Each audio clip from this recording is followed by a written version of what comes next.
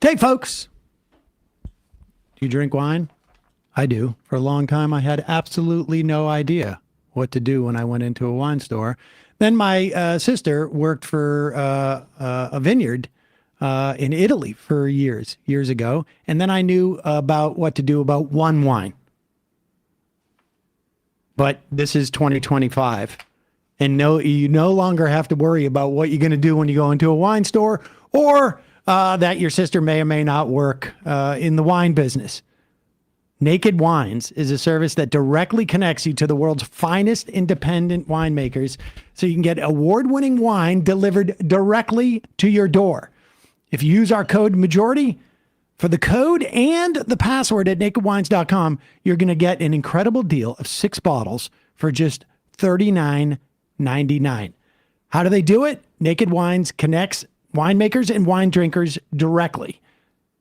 My sister, having been in that business, told me the incredible markups. And there's like 4 different people, 4 different entities between you and the winemaker. But with Naked Wines, you can get wines coming directly from the vineyard to your door delivery at up to 60% off. Naked Wines has been around for over 15 years. They fund over 90 independent winemakers around the world. You have no commitments or membership fees. You can enjoy Naked Wines hassle-free. You can pause or cancel at any time. So just because you've got a trip coming up or, I don't know, dry January, doesn't mean you can't enjoy Naked Wines before or after that vacation or that dry January or the dry week that you have or whatever it is. They've got an incredible collection of stuff. We had all Naked Wines at my last Thanksgiving. And since then, I've been hitting the Syrahs pretty hard. Now is the time to join Naked Wines. I mean, it's too much information. Now is the time to join Naked Wines community. Head to nakedwines.com/majority. Click enter voucher. Put in the code majority for both the code and the password. You'll get 6 bottles of wine for just $39.99 with shipping included. That's $100 off your first 6 bottles at nakedwines.com/majority. Use the code and password majority for 6 bottles of wine, $39.99. We'll put the link in the podcast and YouTube description. And now time for the show. The Majority Report with Sam Seder. The destiny of America is always safer in the hands of the people than in the conference rooms of any elite. Sam Seder. They are unanimous in their hate for me, and I welcome their hatred. We must guard against the acquisition of unwarranted influence, whether sought or unsought, by the military-industrial complex. The Majority Report with Sam Seder. Ever get the feeling you've been cheated?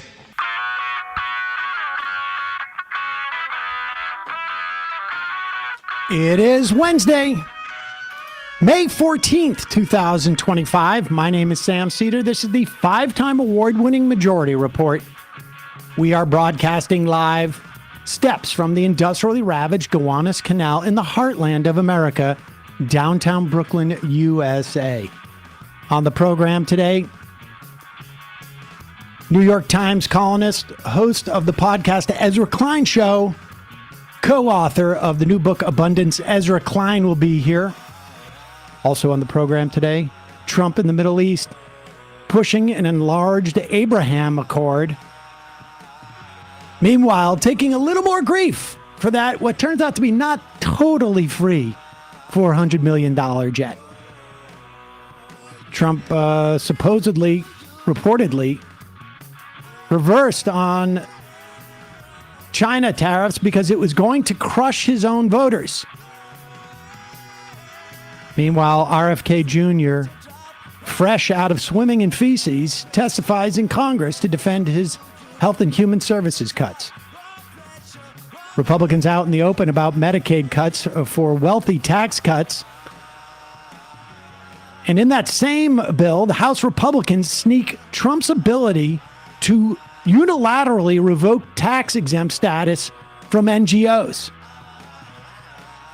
Transportation Secretary Sean Duffy, instead of fixing the problems at Newark, changed his wife's flight to avoid flying in and out of that airport. Wisconsin judge indicted by the DOJ for supposedly obstructing ICE's attempt to arrest an immigrant. EPA to weaken the rule curbing forever chemicals in water because, of course. And Uruguay's Jose Mujica, did I pronounce that right? Yes. They also call him Pepe. Pepe, the world's poorest president, has died. All this and more on today's Majority Report. Welcome, ladies and gentlemen. Thanks for joining us. Emma is off today. It is, however, still officially hump day. Got a lot to talk about. The big story right now, of course, is going to be what Donald Trump ends up doing in the Middle East in terms of, based upon the conversation we had yesterday with Jeremy Scahill. If, I don't know, profits lead to helping Palestinians in Gaza survive, essentially, this food, water, energy embargo, medicine embargo that Israel has levied against it for over 2 months. Its intention to occupy and continue to bomb Palestinians in Gaza. We'll see if that, if Donald Trump's profit incentive in any way sort of butts up against that agenda and where it takes us. We shall see. Meanwhile, papers all over the place here. Winding its way through the Republican caucus in the House is the One Big Beautiful Bill. Just a reminder, it is a reconciliation bill. There was a resolution that was passed a couple of months ago now that basically did the broad outlines of what the bill was going to be. The key for the Republicans is if they're going to do it through reconciliation, which is the only way they can, they must make it budget neutral. So the tax cuts they want to extend for Donald Trump, they're going to attempt in the Senate to pretend that the baseline is not when what the revenue would be when the current legislation expires at the end of this year. They're going to pretend that it's not expiring, and that is the new baseline. So they have more room to perform more tax cuts. In the meantime, either way, they know they're going to have to cut the budget to make room for those tax cuts. And in that budget resolution at the beginning of the year, they basically tasked the Energy and Commerce Committee with finding $800 billion of cuts. And their biggest pool of money is Medicaid. So we already know that what's winding through in this bill are going to be massive cuts to Medicaid, significant cuts to SNAP, what we used to call food stamps. Particularly, it's going to put huge burdens on people who are over the age of 54, between 54 and 64, to get food stamps. Also, in the event of a financial crisis, some type of stress in the economy, states will not have the ability to easily provide food assistance to their citizens who may need it in a sort of like quasi-emergency situation. Today in the Energy and Commerce, I should say yesterday, the Debt Collective protested the Energy and Commerce reconciliation markup when they basically are going through their portion of what ultimately will be part of this big reconciliation bill.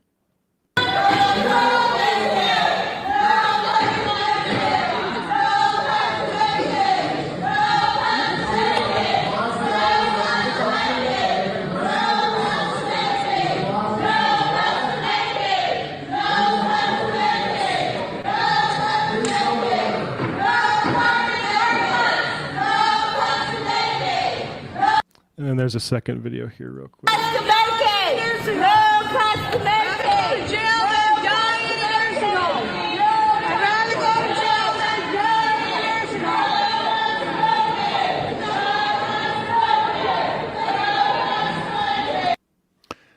homes! There you have protesters being literally wheeled out because these are the type of folks that are going to be suffering most under these cuts. Alex from Rhode Island asks, how would bill drafting this go in an alternate universe if the Senate filibuster was gone? I suspect they'd just grow the deficit. They would still provide the tax cuts, but we wouldn't see the cuts to Medicaid. That would be my guess. And Republicans would have to own the fact that how desperate they are for tax cuts either way. That would be my guess. I also want to shout out the group Hands Off Healthcare that was there protesting. Oh, so that was posted by the Debt Collective, and it was Hands Off Medicare. Yeah, looks Medicaid. like that. This is going to be a big fight, and it's unclear how the Republicans are going to deal with this. We've had multiple Republicans now insist they will not vote for this bill. Not because of Medicaid cuts, not because of SNAP cuts, but because they're not getting the proper deductions for state and local taxes and to be clear, the first 30% now, this is what's on the table. The first 30% of your state and local taxes, and this is only really an issue for wealthy people. The first 30% will be deductible. It's been capped at 10% under Trump. And this is a way to punish blue states that are high tax states because they provide services for their people. The 30% only applies to the first $400,000 income earners. So if you make over $400,000, it's 10%. These Republican lawmakers are this is their Mangio line. Is that what you call it? This is their Mangio line is not about Medicaid cuts, not about cuts to food assistance, but rather people making over $400,000 should be able to deduct or should have less of a 30% cap or a higher cap than 30% on their ability to deduct their state and local taxes, which are a function of the value of their homes, largely. That's where they draw the line. I'm sorry, it's 30,000, right? Not 30%, excuse me. The first 30,000 is subject to being deducted. It's impressive. It's a good deal. Mike Lawler has some real principles. Taking 80 calls a day on that one issue. In a moment, we're going to be talking to Ezra Klein, New York Times columnist, host of the Ezra Klein Show, also co-author of the new book, Abundance. Meanwhile, a couple of words from our sponsors. Long work weeks, busy weekends can leave you feeling and looking depleted. Hello. Prolon's 5-day fasting mimicking diet works at a cellular level to rejuvenate you from the inside out, providing real results. Now they're upping their game with their new next generation 5-day program, delivering the same science-backed benefits in a cleaner, more convenient, and more flavorful format. Prolon is a plant-based nutrition program. They have snacks, soups, beverages designed to nourish the body while keeping it at a fasting state, triggering cellular rejuvenation and renewal. It is not a diet. It is science, and it has been developed for decades at the USC's Longevity Institute and backed by top U.S. medical centers. Prolon's been shown to support biological age reduction, metabolic health, skin appearance, fat loss, and energy. I did this, I guess, a year ago, February. I've got the box, and I've been meaning to tackle it. It is a challenge, but it was much easier than I thought it was going to be. My energy levels were high. Saul really enjoyed me having to watch him eat other food while I had like a cracker or a wafer. But my energy was up. I never got like massive headaches. I think on day 3, I had like 1-2 hour period where I was like, this is really rough. But you really do feel it kick in at different stages. And there's a whole, obviously, there's a whole science to this where your body moves from like one state to another. And it basically just mimics fasting, but continues to provide you nutrition. For a limited time, you can be first in line to experience the new next generation at special savings. Prolon's offering you 15% off site-wide plus $40 bonus gift when you subscribe to their 5-day program. Just visit prolonlife.com/majority. That's PROLONLIFE.com/majority. Claim your 15% discount and your bonus gift. prolonlife.com/majority. Put the link in the podcast and YouTube descriptions. Also, it is spring, folks, but very soon it's going to be summer. Now is the time. Did you know that Fast Growing Trees is the biggest online nursery in the U.S.? They have thousands of different plants and over 2 million happy customers. I have been one for over 10 years. They have all the plants your yard needs. They have stuff for house as well. Like you can put a little fig tree in your house or a little lemon tree or a little avocado tree. But for your yards, you can put in bigger fruit trees, privacy trees, flowering trees, shrubs. They got all sorts of trees, bushes, grasses, wolfberry. Look it up. Doesn't matter what plants you're interested in. Fast Growing Trees has you covered. You can find the perfect fit for your climate, your perfect fit for your space. They have advisors and experts that can walk you through that and answer all the questions you have. What's good for my region? What's good for my climate zone? What should I do with my yard? How should I do this? They also have an Alive and Thrive guarantee, ensures your plants arrive happy and healthy, which means you no longer got to go to the big box store, choose from 2 different crappy varieties of apples, and then dump all the dirt in the back of your Subaru. They have a 14-point quality checklist, ensures you're getting the best quality plants possible. Like I say, you can also talk to their experts about landscape design, whatever it is. They have a research center that has full of resources, tips, advice. You can check out their zone finder, see what growing zone you're in. Fast Growing Trees has the best deals, up to half off on select plants and other deals. And listeners to our show get 15% off your first purchase when using the code MAJORITY at checkout. That's an additional 15% off at fastgrowingtrees.com using the code MAJORITY at checkout. Fastgrowingtrees.com, code MAJORITY. Now is the perfect time to plant. Use Majority to save today. Offer is valid for a limited time. Terms and conditions may apply. Garrett from Mass says, I drive a Chevy. Same principle applies. All right, we're going to take a quick break. When we come back, Ezra Klein, co-author of the new book, Abundance.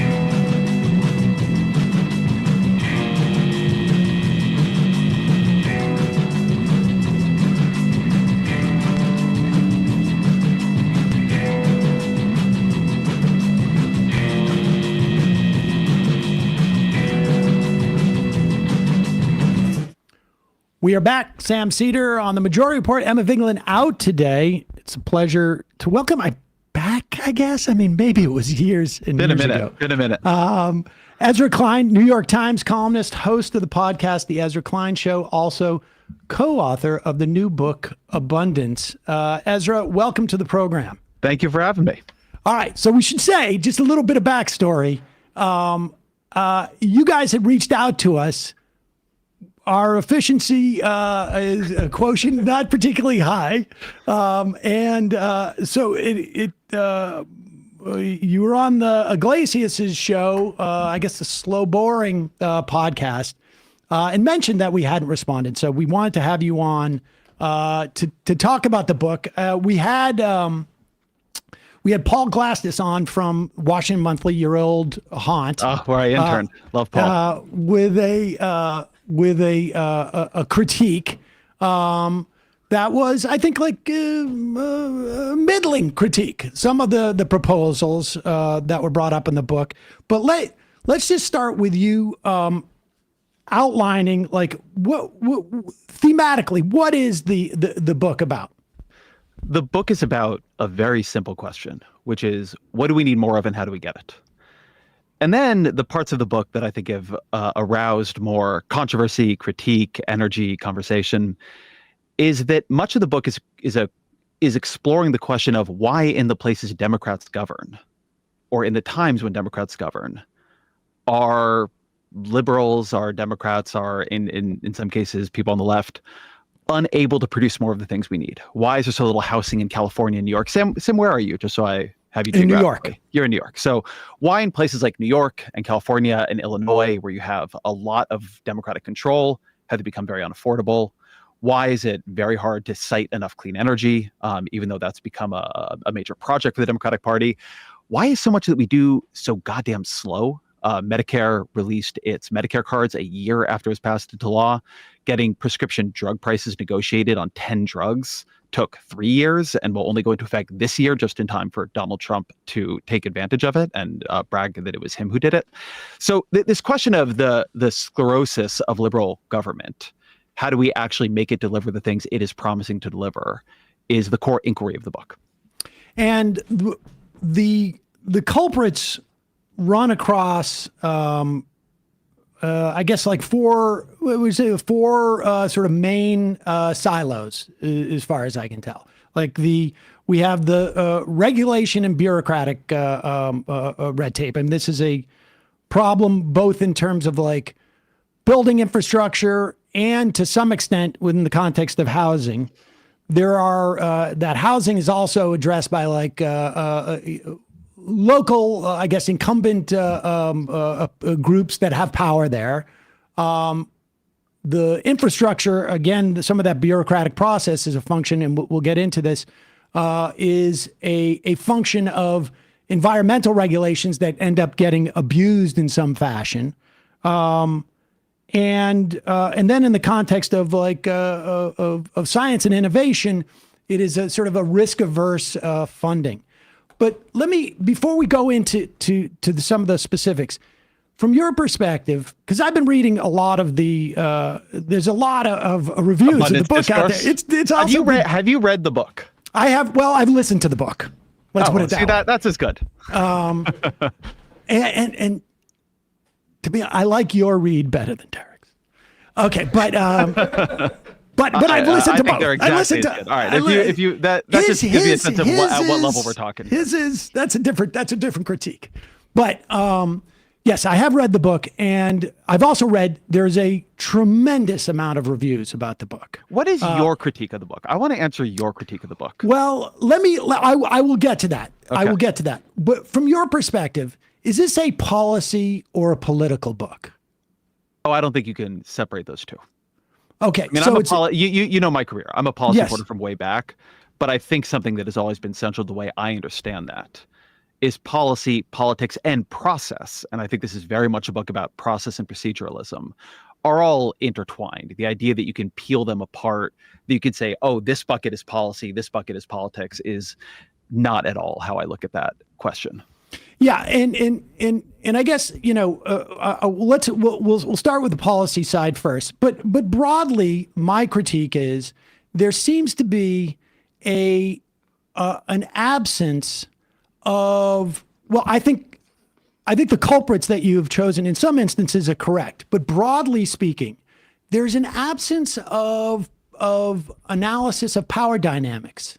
I think that and the interplay of money and politics, or I should say power in our society, I think is problematic. I mean, I think that, look, there have been, questions about specific policies and assumptions. I've read critiques about your assessment of why China is able to do certain things and whatnot. But and I also think the power questions really filter through a lot of what you perceive to be problematic. And then I think broadly, I think it's also difficult to understand like how this is going to function as a political question. But we will get to all of that. Second. We'll do the second in a minute. But let's do the policy. Talk about power. Let me talk about power. I have been interested to see this critique develop. And I just had Zephyr teach out on my show. There's an episode with her and Shoikat Chakrabarti called Abundance in the Left that I think people would be interested to hear sort of do the power debate at some length. I think this has been very revealing to me about what my friends on the left, and I think of myself usually as on the left, though, liberal, not a leftist, I guess, mean when they say power. I think this is a book entirely about power. But it is a book that treats power highly situationally. So there is a structure of power that arranges itself around, say, a housing development in San Francisco. That is a different structure of power than arranges itself around the question of can you build interstate transmission lines, which is a different structure of power than arranges itself around the question of can you site rural broadband and build that in the way that you want to, which is a different structure of power than you see in a bunch of the other cases in the book. And one thing we are attempting to do over and over and over again is get extremely granular about what is happening. So one thing that bothers me about the power analysis that I hear on the left, let's take housing, because I always think it's very important to ground things in like a specific case. Texas builds more housing than California. It builds more housing than New York. When people move to Austin and Houston and Dallas, they build homes. When people move to San Jose and San Francisco and Los Angeles, they don't. Is your view, do you find it a credible view to say that the issue is Texas has solved the corporate power problem, but California is permeable to corporate power and dominated by oligarchy in a way that Texas, or for that matter, Florida, is not? Well, I don't know if it's necessarily, I think it's not necessarily corporate power. I think what we're talking about is money. I think we're just talking about money. And so Texas has solved the money in politics problem, but California does not. Well, I can tell you that, like, if you want to compare, let's say, San Francisco to Houston, right? You just have a lot more space in Houston. You have a lot more money in San Francisco. And so the power that rests with the money is more concentrated, literally, right? And has the ability in those instances to stop this housing project or that housing project. Like, look at Austin, for instance. You bring up Austin. Mm-hmm. In the course of Austin, and this was, I read this in the review, because obviously I'm not studying Austin or San Francisco for that matter. But Joe Wiesenthal wrote, that his observation about Austin was that it was cheap, and then it got very expensive. Then there was, and it was a function of costs went up, rents went up. It became expensive there. Rents have gone down in Austin because they built so much. They built so much. I really want to hold on what you said the first time. But San Francisco has concentrated money in a way that there was no change in the building codes, for instance.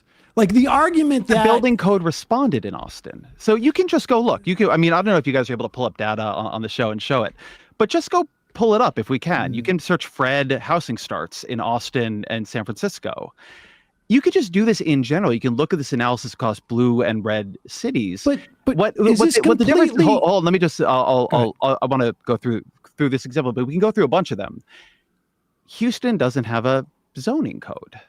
That's why it's easier to build there. I mean, I was talking to a developer there, and he said, "Look, the thing everybody knows about Houston, if you're a developer, is it's a bad place to be a homeowner. It's a good place to be a developer." And this is what I mean when I say the whole book, in a way, is about power.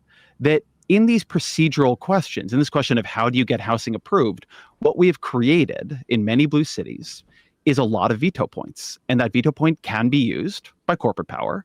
It can be used by moneyed interests. It can be used by local homeowners who are not power in the way we would normally think of them, but sure as hell are power when you're thinking about whether or not to build housing.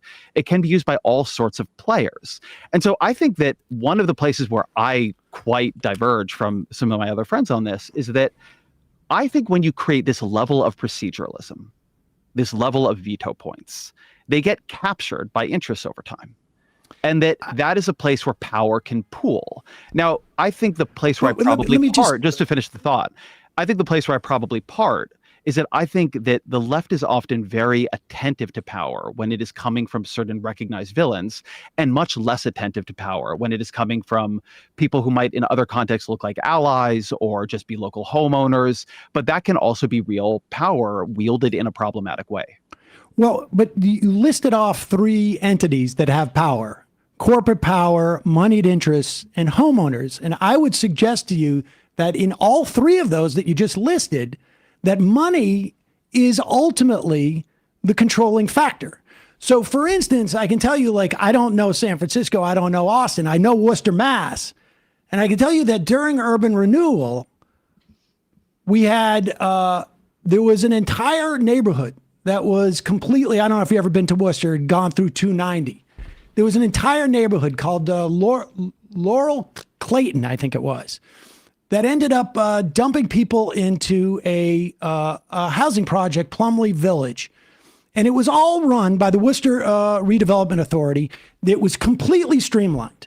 None of the other, what we would call today groups. There was no equity involved in this, or equitable justice or anything like this. And the neighborhood was completely destroyed because the input only essentially came from this big insurance company and the Worcester Redevelopment Authority, which was essentially owned by the same type of people. And I only know about this because a buddy of mine was homeless in high school because of how much destruction generationally it had created as a result of that. And so when you list off those three elements of power, in my mind, those are all moneyed interests. Those local homeowners, I'm sure there are stories of low-income people who own homes in an area that hasn't been redeveloped, is able to stop building. But I would imagine those are very far and few between. And I think we should be in agreement, right? If this is the case you're making, then I think we should be in agreement, because there's no doubt that I'm saying it's moneyed interest. It's sometimes money interest for sure. Right. Well, what is it other times? Let me finish the thought, okay. and then you can give me your rebuttal. When you create these highly legalistic systems, the people with the money to hire lawyers and lobbyists are going to be more capable within them. And so the structure of a society that begins to bury so much in bureaucracy, where you have to know when to show up to the planning meeting and you have to know who the city council members are, like, it begins to structurally favor those who can navigate that society. So when we talk about things like upzoning, where we want to make it possible to build more houses in an area, like, everybody knows it is almost impossible to upzone a rich area. And that is because they are able to bend this process to their will. Now, you can take a place like California, right? Let me address that. I mean, I get that point there. And I think that is what worries, I don't know about other people, but that's the type of thing that worries me, because the argument you've just made is almost identical to the one that I would have every week with Tim Carney, who I know, back in the day, which is an idea that the problem with wealthy influence, and if you and I agree, then it is money, The problem with But it we is don't agree that our- it's all money. Okay. Just I mean, that money like I is say, one mechanism of influence. But it is, I think it is the biggest one. Would you agree with that? It depends on the issue. So look, there Well, are I'm a saying, bunch but of I'm saying there are a across- bunch of there are a across bunch of the- these issues where Okay, well, money let me ends up on finish. both Let me sides finish of the my fight. point about Tim Yeah. Carney. He would say that you need to have less government. That way, it cannot be as corrupted or manipulated by moneyed interest. Now, I don't know if you think that money is the problem 51% of the time or 30% of the time. I don't think or- categorically asking that question is, but here, let me say where I disagree with Tim Carney, because maybe it'll clarify where maybe you and I don't agree. Tim wants a less capable state. I want a more capable state. Tim wants a state that does fewer things. I want a state capable of doing more things, including the things it has already promised to do. So when I look at California high-speed rail, I work backwards and I say, what the fuck happened that the state of California could not build high-speed rail, which they can do in Japan, they can do in China, they can do in Europe. Tim looks at it and says, they shouldn't be trying to build high-speed rail.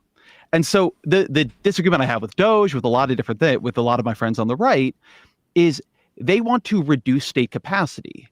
I come at this as a liberal who wants the state to accomplish very difficult things: decarbonizing the economy, building enough affordable housing, including, by the way, public housing, building mass public infrastructure, things like high-speed rail or the Big Dig or the Second Avenue subway here in New York City. And what I see is a state failing to accomplish its goals. Right. Now, they would say, don't fucking try. I would say, fix the state. And one issue with the state is that it has become so highly regulated, not in terms, I find that when I use the term deregulation, like people's brains turn off because they think of deregulation as something that the state does for the market. But no player is more highly regulated than the state itself, often by Republicans, often because of power in the way that you would define it. But I think a lot of liberals, a lot of leftists have, one, and this is my critique going backwards, ceased to see this. But two, they don't take state failure seriously. And when something like California high-speed rail happens or rural broadband, they sort of move on instead of saying, why are we not delivering? We are the people who believe in government. People are pissed at government for a reason. How do we make government deliver? See, and I think and I think in terms of results, I think you and I are largely aligned. But I think the problem is, and you bring up Doge, and it's ironic that you and Carney will approach it in a very similar way, but anticipate different outcomes. But that being aside, I mean, I think that is where, people get a little bit But see, I don't think we're approaching it similarly. I think it's at a level of abstraction, it's similar, and then you go granular and it's not at all. But see, this is what we're talking about. See, like, it's their policy and politics are in the same place. So we have a level of abstraction, we have a level of granular, right? And the point is the way that these two commingle, I think, becomes problematic where these two things meet, because your identification of the primary problem, right? I mean, this is the point. Like you don't address moneyed interest per se in the book. The primary problem is, I mean, if you just do a summary of the book, primary problem has to do more with the regulation and the handcuffing the state has done of itself. But the state doesn't do it itself. Like all of this handcuffing comes from a place, and it's either moneyed interest or it's not. And I have no doubt that at different times. This is where I think you've really oversimplified politics. I want to try to find the right example, because I think if we stay high, we just are like yelling about this abstract question of money. But let's talk. We both believe in decarbonization. I think that's really grounded, though. Hold on, but let's talk about it from this perspective. We both believe in decarbonization, right? Climate change is a problem. Yes. And we sort of see the pathway on that is we have to build a lot of green energy to reorient our economy so you can run a modern economy on a green energy basis. Yeah? Yes. Okay. So to do that, you have to move all this energy production over to renewable sources, and then you have to get the energy from where it currently is, right? A solar farm, a wind farm, a hydroelectric, project, whatever it is, and run it through transmission lines to where we plug shit into the wall and charge it. I have done a lot of coverage of this failure point because we are, to be perfectly clear about this, failing to build enough transmission lines. There is no world in which our decarbonization strategy works if we cannot increase by orders of magnitude how fast we are building transmission lines. There is money trying to build transmission lines. There is money trying to slow down the building of transmission lines. Just walking into this process and saying, where's the money, doesn't get you anywhere. Like, I have talked to the private equity figures trying to get a transmission line built. I have also talked to the green, New Dealers trying to get that same transmission line built. And I've also seen the people standing in the way of it who have all their reasonable and good arguments. I don't find, when I dig into these things, that the way I can just repeatedly sort politics is, well, like, over here there's the money and the money is bad, and over here there is the not money and the not money is good. Usually there's money on both sides of it. There are sometimes unions on both sides of it. And so the structure of the book, because I hope people come from this and want to read it, the structure of the book is typically working backwards from a problem. We're not building enough housing. If we go granular on that, what can we learn? We're not building enough transmission lines. If we go granular, what can we learn? And I just don't think abstracting out to money tied the state's hands. If money could untie the state's hands on a lot of big building projects, all these fucking developers would do it. Well, but it can't because the proceduralism takes on a life of its own. I follow what you're saying, that in each case, there are specifics that are different and you cannot generalize. It sounds like what you're saying. You can generalize some, but you have to take seriously the specific issues in each case. I have no doubt. Your generality should emerge out of the granularity. Okay. What are the generalities? Like, this is what I guess what I'm asking. I am saying the default in America has become that building, particularly when the state is involved, has become too slow and expensive. We have created an architecture of policy that makes it too hard for us to achieve our goals in the real world, and for that matter, in social insurance. Say it again. Who's the we? It depends.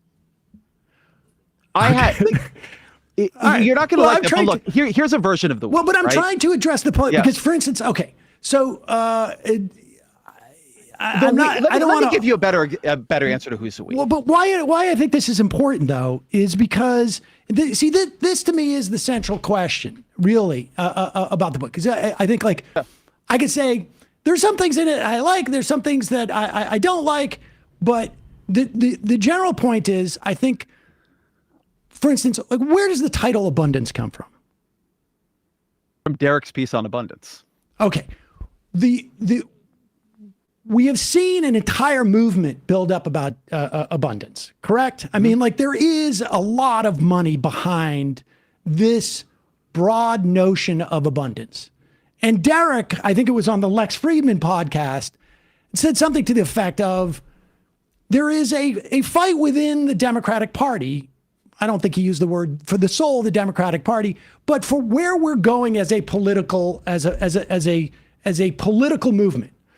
And folks from the Nicholson Center have said, like, we have identified the Democratic Party as the best place to have this abundance agenda. And so as a political matter, they're not talking about, in that instance in the Nicholson, they're not saying, like, in San Francisco, we need to roll back this specific policy. This is attempting to develop a movement. Well, I want to answer for myself here, not for Niskanen, right? So my first piece that leads you were on that Lex Friedman podcast. I mean, that's people should go listen to it. I stand by everything I said on the Lex Friedman podcast. But Derek, I believe I'd have to go back and look at what section you're quoting from. But Derek is responding to a lot of very heated left criticism of the book, which, to be honest, neither of us were expecting. The way I wrote, at least my parts of the book, to me, are extremely compatible with virtually, and frankly necessary for all left goals. It's a book about affordable housing, decarbonization, state capacity. And my initial piece that leads to this book is in, I believe, 2021.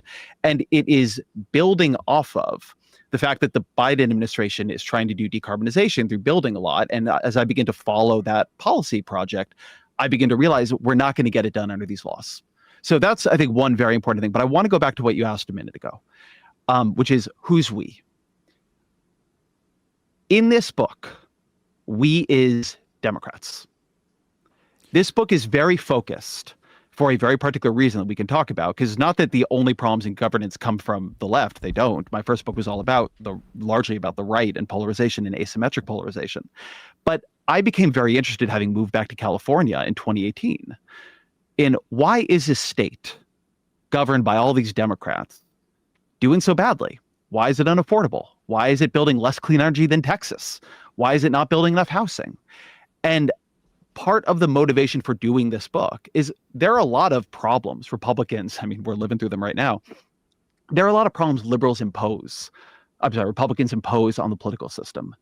But there's a sort of rigor and confrontation that I think is demanded when you look at the states where the people who, broadly speaking, agree with you are in power, and it's not working the way you want it to. You're not getting the outcomes you want to get. And so one story this book is telling is about a collision of the New Deal left, which is very, very focused on growth and building, and in many ways is very reckless with that, right? You were talking about Worcester, Massachusetts, which sounds to me like it's a story from that era.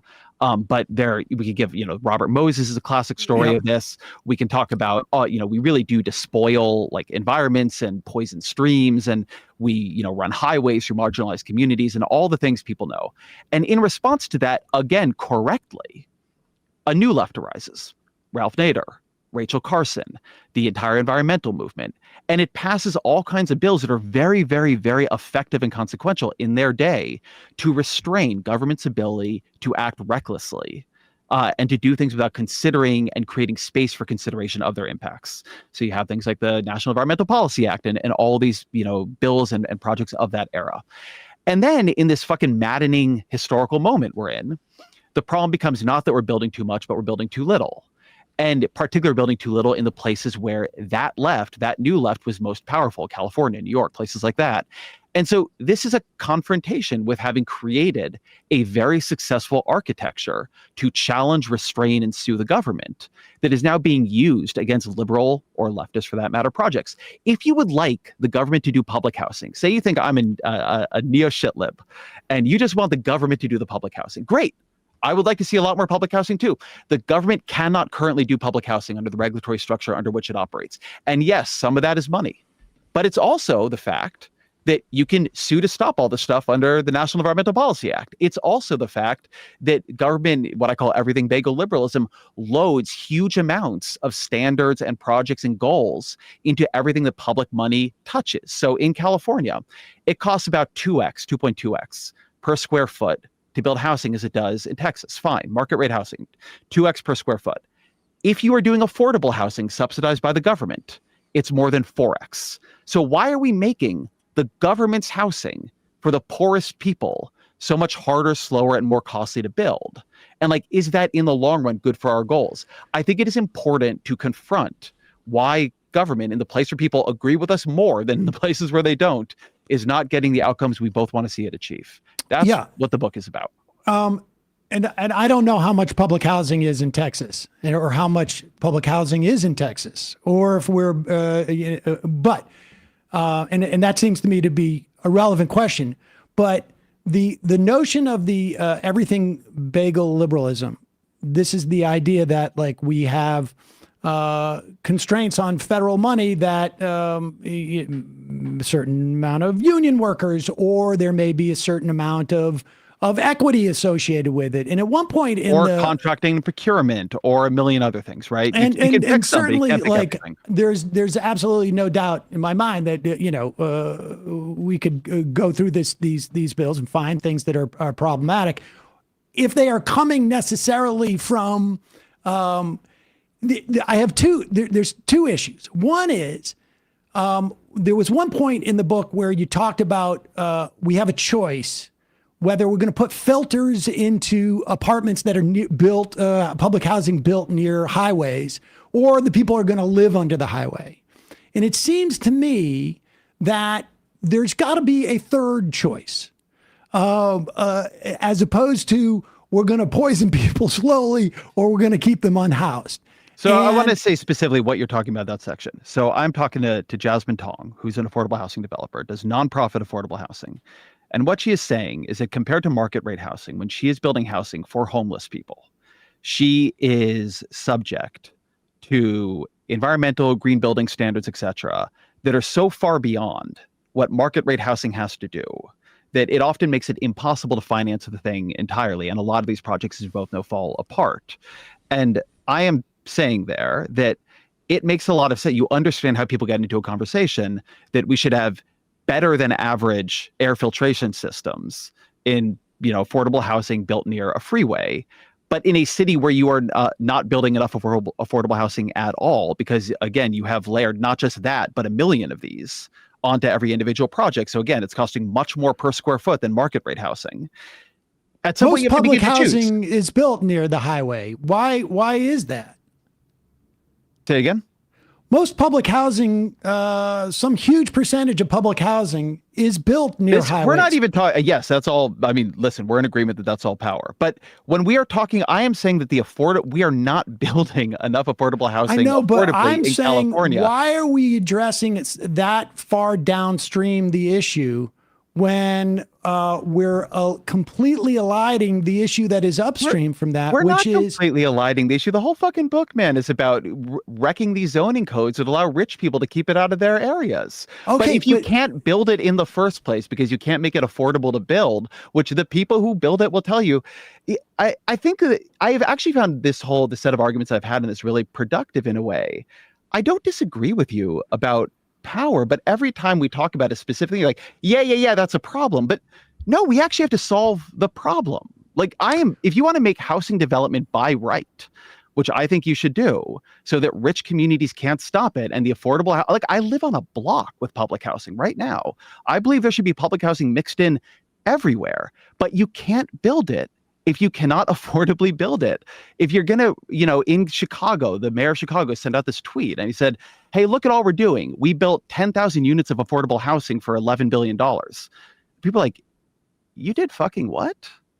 Like whatever it was, it came to $1.1 million per unit. If we're going to cost $1.1 million per unit when the government builds housing for poor people, we can't build enough of it. It doesn't matter where you're building it. I mean, I think even if I stipulate that it is exclusively zoning requirements or the everything bagel liberalism that is creating the barrier to build, housing. We can look at the CHIPS Act. And that was also something that had everything bagel liberalism built into it, which apparently, as far as I can tell, up until, Donald Trump shows up, was quite effective. The timeline of things, definitely, of course. Hold. They went back and answered one of my critiques on the CHIPS Act. If you go back to that original piece, one of the things I'm saying is that they've loaded a lot into this bill, but taken nothing away. After that piece comes out, President Joe Biden signs a bill from Ted Cruz and Mark Kelly exempting the CHIPS Act from environmental review under the theory, as the administration says, that we cannot allow this to be delayed for years and years under environmental review. You can think that's bad or good, but if you want to say the CHIPS Act is going smoothly and well, it's in part because they took the critique. Well, I think there are instances, and you talk about I-95, for instance, what Shapiro was able to do. Pennsylvania. The idea that, and my argument is, without that equity, you do get people living in apartments that are going to slowly kill them or give them asthma or higher asthma rates. Without that equity, you are going to destroy a neighborhood, and like we saw it in Worcester, and like with generational impact. But I also think, as a political matter, it is extremely difficult, unless there is some type of buy-in from everybody, that there are circumstances that qualify as an emergency or an urgency that give you the political ability to do something like this. So, for instance, in the I-95 thing, you cite that as an example of where this type of power, sort of centralized power to bypass this stuff, is effective, and it was very effective in that moment. But if you contemplate the constituents and constituencies who would be for it versus against it within, there may be people who are like, I got a store on Route 1, and if 95, that bridge is down, I'm going to make a lot of money because people are going to drive by. But outside of that, there was an alignment where in the fact that you could essentially bypass these things in a state of an emergency. There was the political will to do that. There was the political will to do that in the context of the CHIPS Act and to revitalize industrialization. You had buy-in. And on some level, it feels like some of what you're talking about with the jettisoning of the everything bagel liberalism, maybe it's like it's not what you're talking about jettisoning is not the poppy seeds or the garlic or whatever it is on top, but it's like maybe the salt inside or, the dough. Well, you have to be very connected to what you're trying to achieve. Like, I guess I would turn this question on you because I feel like we want to be, as you were saying earlier, upstream. Do you think we can build enough affordable housing if the units cost $650,000 to $1 million to complete per unit? Just flat. Like, can we pay for that? I would imagine not, depending on the locality. So what should we do then? Like, what is your view of what is pushed? It doesn't cost that much to build market rate housing. So what is your view? If when you trigger government money, you often double the per square foot cost in some cases of the housing it builds, or when you trigger government money, they don't get things like high-speed rail done. Like, all I want to do here, man, I'm not here for like a big, like left, liberal, moderate fight. I actually want the government to deliver things I think we both want it to deliver. I don't want it to give people asthma, but I need it to be able to build housing because homelessness is a fucking problem. And it is the worst problem for the people experiencing it, not for me. So what is your theory of how you get this cost of construction down, the speed up? There's got to be something here. Well, it's obviously localized, right? I mean, I have a sense of like in New York, how it could be cheaper. Okay, let's do New York. We do not allow developers to sit on land and wait for the market to catch up to them. We do not allow homes to sit unoccupied without it being a cost on those people. I mean, there is a lot of excess housing and space in the city that is being held in private hands so great. that they can maximize their profits. Let's say we do all that, but we're talking here very specifically. The New York City is going to have to build housing that is affordable. We know, like, there are studies on this. You can read them. You can go talk to developers. Like, the reporting on this is like very straightforward. We know that when you trigger the public rules, it ends up being extremely, extremely expensive. We know that, like in San Francisco, where they would try to build a public toilet for almost $2 million, they do that here too. Why does it cost so much, and why does it so often fail when government tries to achieve the things we both want it to do?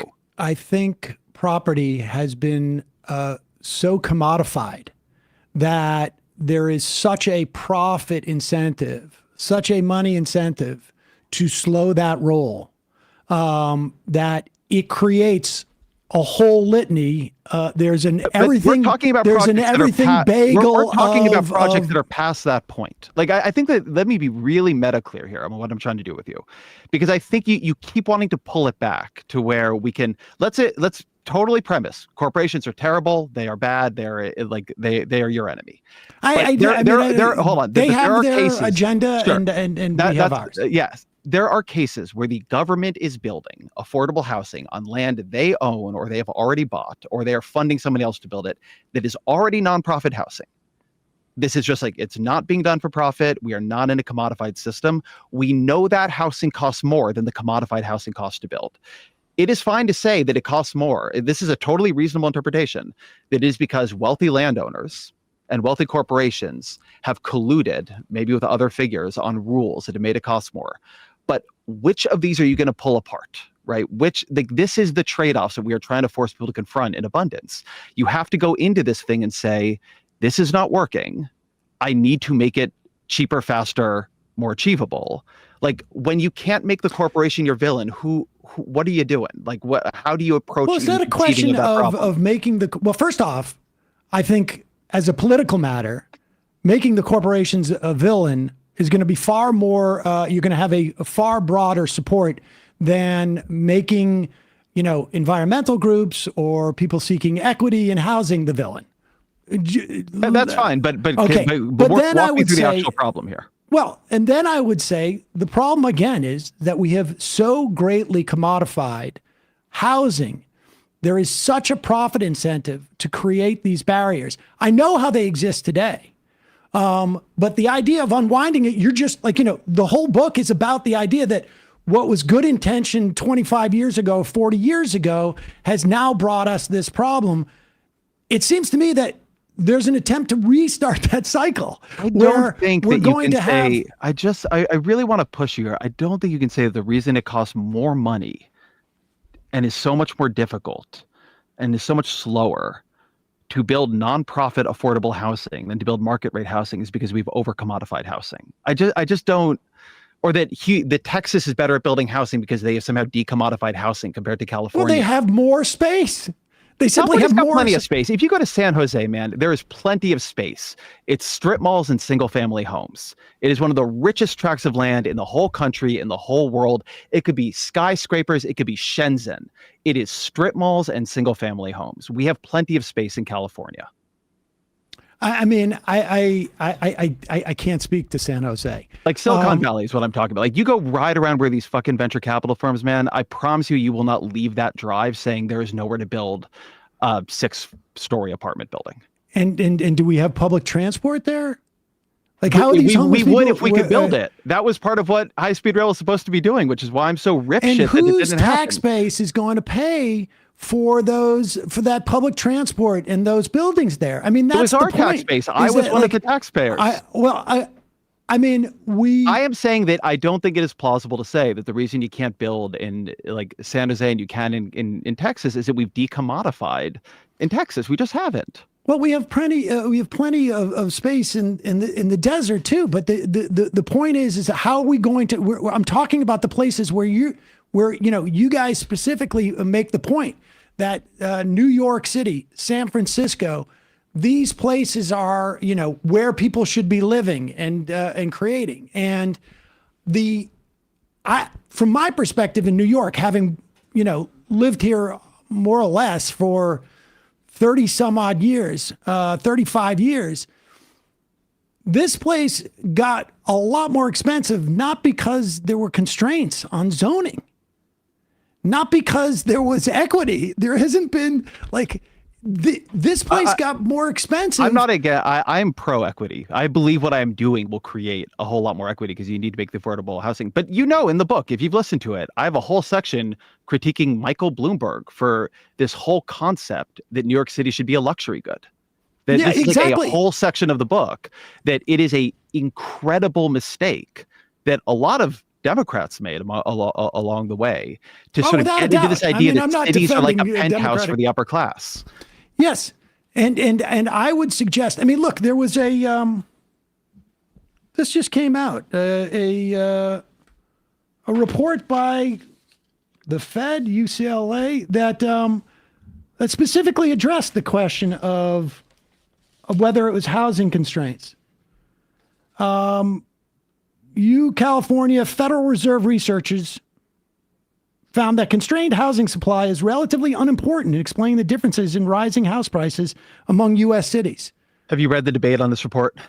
I haven't. Let's put it said gently higher that income growth controversial. predicts the same growth. Okay, well, it's controversial. I'm willing to accept that. Like I say, I'm not a housing expert. On some basic level, to contrast, right? If you have enough, things follow supply and demand. If you have enough of something, if you have too much of something, the price of it is going to fall, right? To argue that higher incomes, and this again, I think in a weird way we would agree on this. Higher incomes are going to be a causal factor in restrictive zoning and building policies because people get higher incomes, they buy a house, that house becomes a major asset for them. And again, this is all in the book. The way they can protect the value of that asset is by making it impossible for 100%. Other people to live in near them. They are creating their own scarcity. And so again, when I hear this book is not about power, to me, this book is all about power. Well, but I still can't get an answer as to what is the primary. If we're talking from a national perspective, right? I mean, across the country, this is going to be a message. You just visited the Senate caucus to talk about this. Derek was talking about there's a fight. It's happening right now. Our book is trying to win a certain intra-left coalitional fight about defining the future of liberalism in the Democratic Party. I mean, if this fight's going on and this is part of a movement, there's a lot of money behind it. I can't remember the organization, you probably know, just dropped $120 million citing the abundance movement. There's a lot of money behind this. What is the, I know that there are granular problems in each of these different cities, but do you think if there is a villain, and I imagine that there's, a good movement always needs a villain. What is the villain?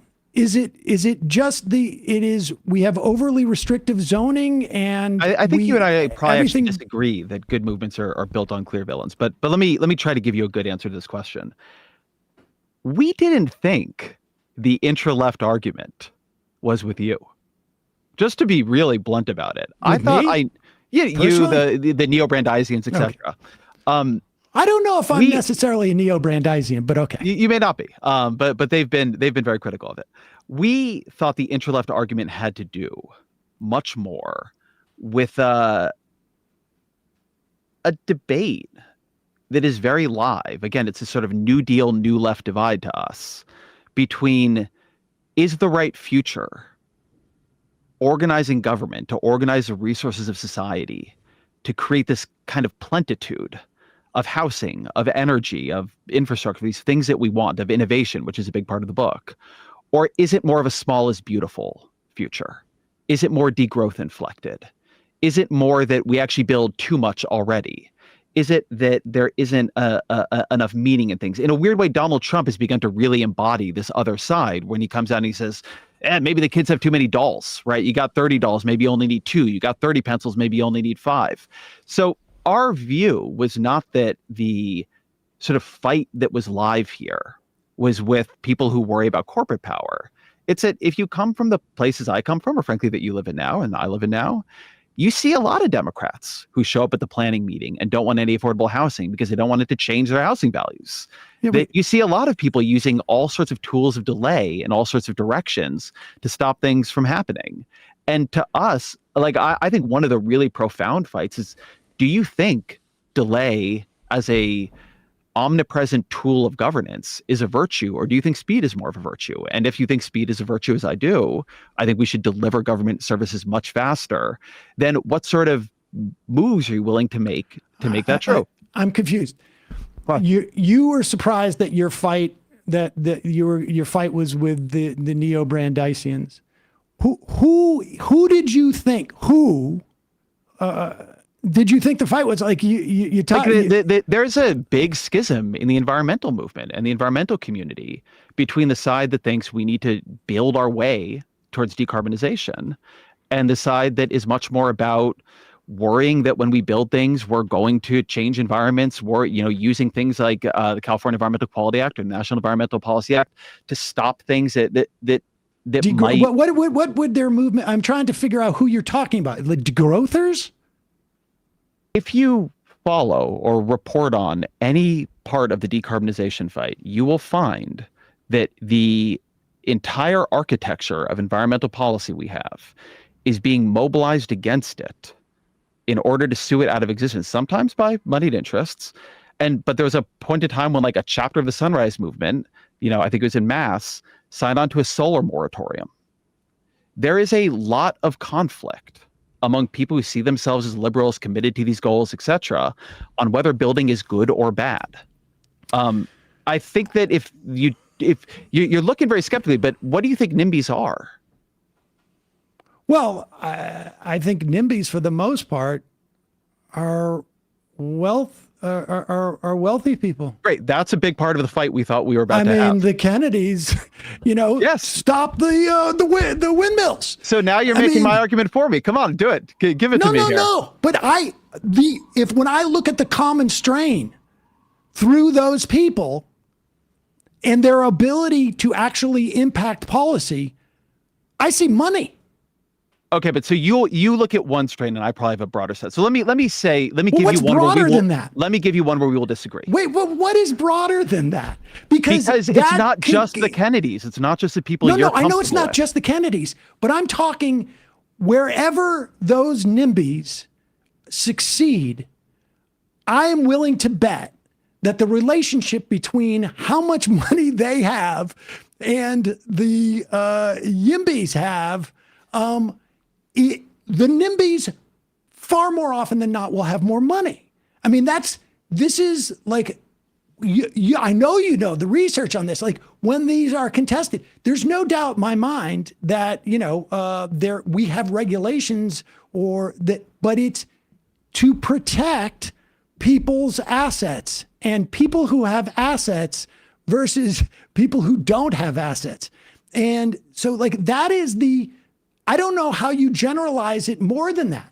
So I think on the NIMBY side, we largely agree, right? And so when I say that we thought there were different obvious sources of opposition, that was a big one. And again, as you know, there's a whole section of the book about how destructive it has been to turn housing into the central asset class and wealth engine for the middle to upper middle class, right? It's not true for the very wealthy, but that's a thing people know. But here's a place where we probably disagree.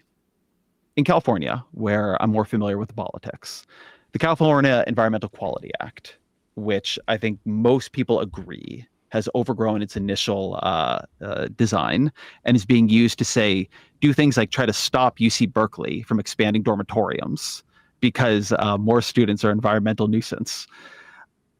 One thing that really defends it is that there's a coalition of unions that use CEQA to sue development in order to get unrelated labor standards concessions.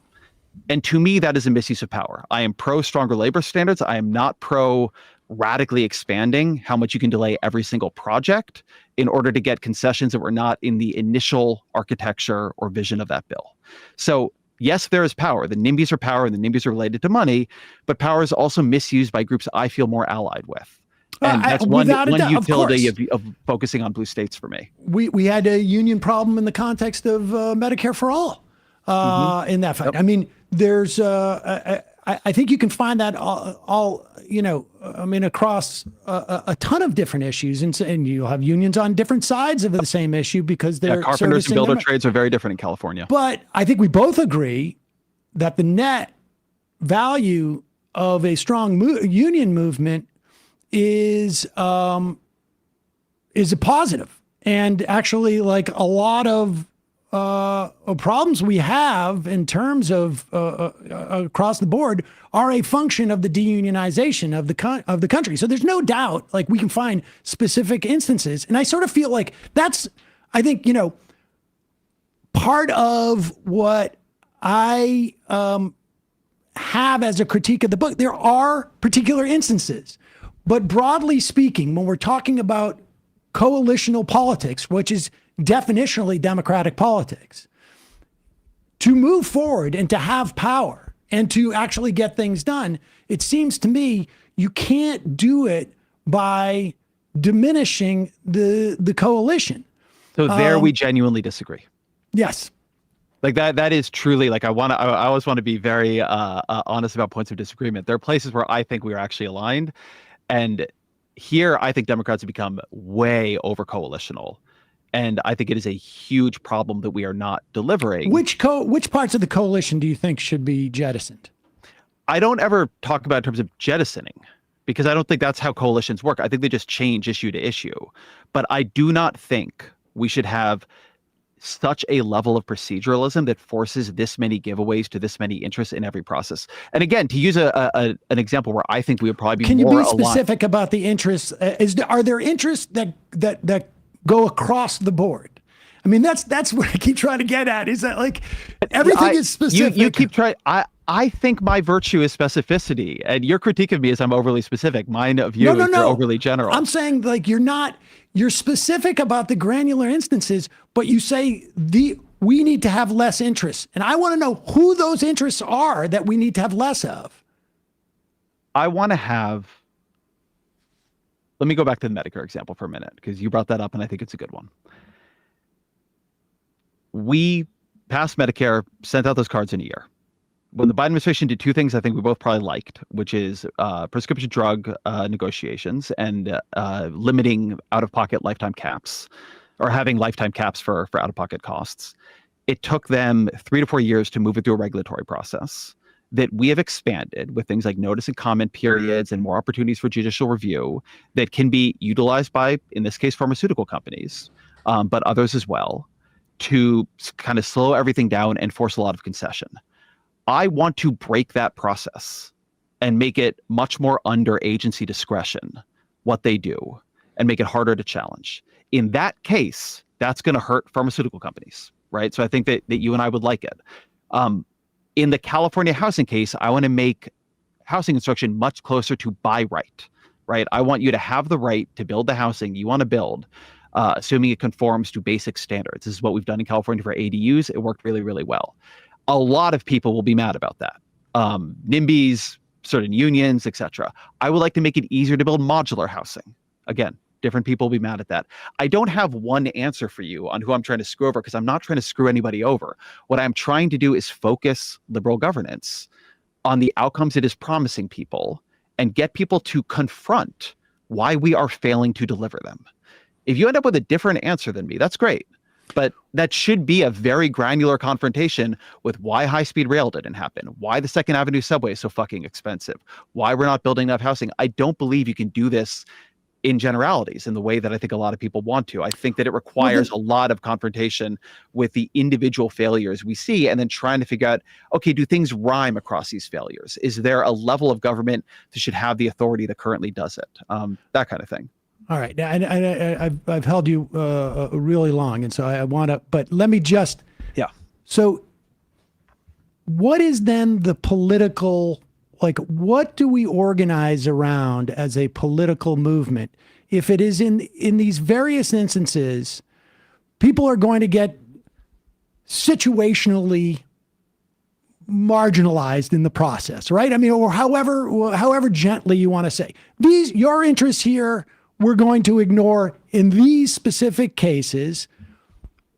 What is the political message that's going to resonate and get these different factions of the Democratic Party on board with this as a broad message? I think every national politician who succeeds tends to be reformist and highly critical of the era of their party that came right before them. Bill Clinton was very critical of the Democratic Party preceding him, sort of New Democrat, etc. Barack Obama was extremely critical of both the way money acted in politics prior to him. You might disagree about his actual administration, and then the Iraq War. Donald Trump was extremely critical of the pre-Donald Trump Republican Party. I think being honest with people that you have noticed the same failures on your side that they have is a very potent politics. Now, I am not a politician. I don't have to win elections. I have a freedom to say things that I think are true, that maybe Pete Buttigieg and Wes Moore and Gretchen Whitmer and whoever don't. So I don't necessarily come here telling you I know how to win elections. I don't think you should believe me or really anybody else who doesn't routinely win elections if they tell you that. But the idea that pointing out, yeah, we fucked up. Yeah, things are moving too slow. Yeah, you don't feel the government is spending your money well. I thought it was incredibly telling that when the New York Times polled this just a couple weeks ago, what you found when you polled people, like, is government inefficient? Plus 18. Is Doge a good idea? Plus 6. Is Doge doing a good job? Minus some significant number. Is Elon Musk doing a good job? Like minus 18 or 20. People believe, often correctly, that government doesn't deliver for them, that it's not spending their money well, that they're not getting what they want out of it. And I think going to them in the first order and saying, yeah, I am going to be relentlessly focused on making sure the roads I promised to fix for you actually get fucking fixed this time. We are actually going to build. We learned something about California high-speed rail, and the next time we do one of these big projects, here's what we learned, and here's how we are going to make it work. I could be wrong. I think it's a Which potent of politics. those of the three Democratic presidencies that we've lived under would you rate the highest in terms of your policy set in terms of accomplishing it? Obama, but there's things you need to learn from that one too. And that's a function of the ACA? A function of the ACA, I mean, I think they got a lot done that was very valuable, but I will always say that part of my thinking goes back to that era, because you go back to the 2009 stimulus bill, and what does it promise? Whether it's big headline projects that are going to be the reinvestment side, it's high-speed rail, it's a national set of interoperable health records, and it's a national smart grid, and we are 0 for 3. I would also argue they screwed up on the housing crisis immensely. And under Obama, we lost, 1,000 statewide Democrats, which is why I think we had such a poor bench over in the following 10 years. Some comptroller loses their job because of the wave. I'm not convinced that we didn't get Trump as a function of Obama. I think a full debate between us on Obama should wait for another day. That would be a different day. But Ezra, I really appreciate you taking the time, and we will link to Abundance and, of course, your podcast, huge podcast, and the New York Times is also a well-known newspaper. I've heard of it. Yeah, a strong Northeast regional. Thank you, Sam. I enjoyed it. All right, thanks, Ezra. All right, folks, we got to take a quick break. Head into the fun half of the program, wherein we will have fun. What's that? I didn't feel like we could have done that for a